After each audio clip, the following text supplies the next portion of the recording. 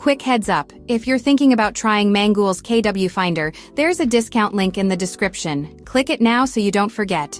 Alright KWFinder, simple UI, colorful charts, and a big promise. Find low competition keywords fast.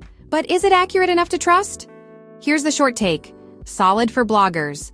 Solid for affiliate sites. Solid for local businesses. Accuracy. Estimates come from clickstream data calibrated against Google Keyword Planner. Head terms are usually close. Long tails and ultra-local phrases can be under or overestimated, especially under 100 searches shy month. Trend lines show seasonality, so you don't chase a dying topic. Keyword difficulty.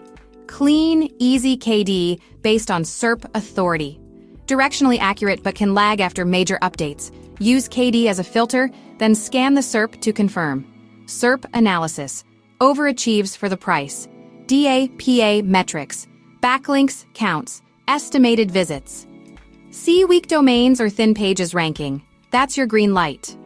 Local and questions. Set country, city, or language, and it works for local SEO and niche services.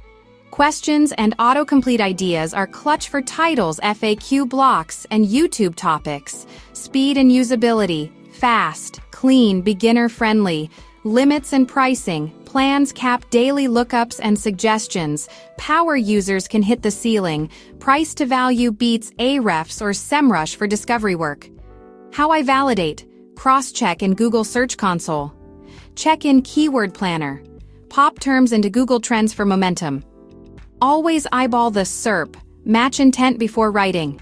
Who should use it? Solo creators. New sites. Local businesses. Affiliates. Agencies and enterprise. As a scout, confirm with heavier tools. Verdict. Accurate enough to win if you validate and check intent. Smart, low-friction way to find topics you can rank for. Grab the discount link in the description, lock in the deal, kick the tires, and let me know what you find.